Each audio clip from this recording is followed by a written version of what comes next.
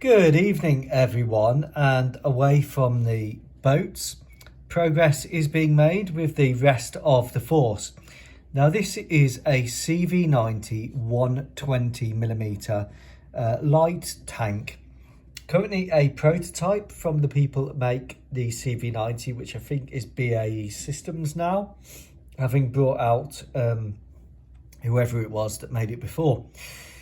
So this is a CV-90 infantry fighting vehicle with a 120mm gun turret. The CV-90 is incredibly low profile vehicle anyway. The reason it's low profile is because it has its radiator and cooling system on this rear end of the vehicle, which enables it to have a really low profile. It's also low profile because of the way it's designed. Everything is nicely squat and condensed, so it's way lower than a Bradley. They have of course been used in Ukraine, not the 120mm gun version, but the standard one, and in my opinion it's the best IFV that the Ukrainians have. The one that has been damaged and captured by the Russians, still a very much an intact vehicle, and probably could have been returned to service. However, obviously it's been captured. I think a crew member died or was badly injured. I'm not sure the exact story, but one is now in Russian hands. Like I said, I think the CV-90C is the most advanced NATO IFV in my opinion.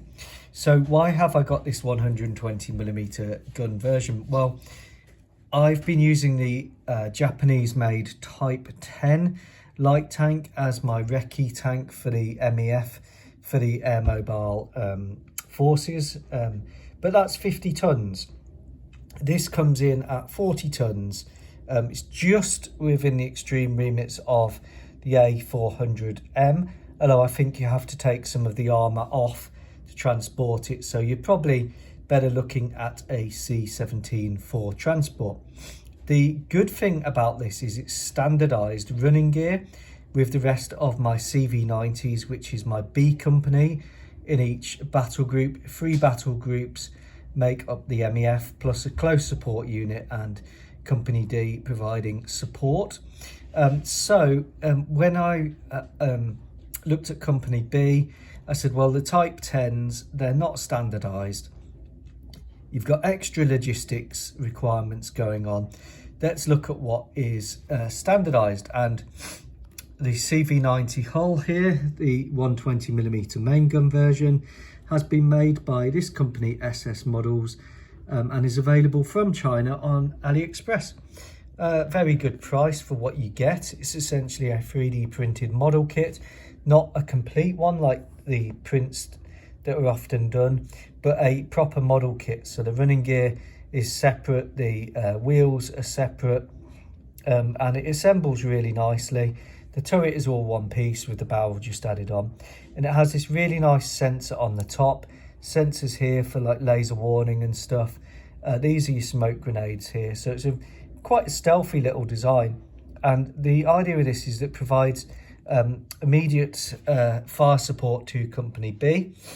They'll be issued on the scale of 2 per Company B, and they'll also have some new CV-90 based air defence weapons coming. But this is a really nice little model. Not the heaviest armoured vehicle in the world. You don't want to be fighting a tank in it. It can, of course, do anti-tank work, but you'd use this like a Stug as an ambush weapon. You don't want to be going toe-to-toe with an Abrams or something like that. But for what I need in the African theatre, the Malagasy Expeditionary Force, this is absolutely perfect for my needs.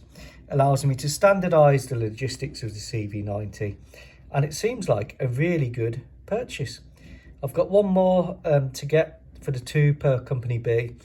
So fire support and limited anti-tank, but for my needs, perfect for logistics. Take care. Goodbye.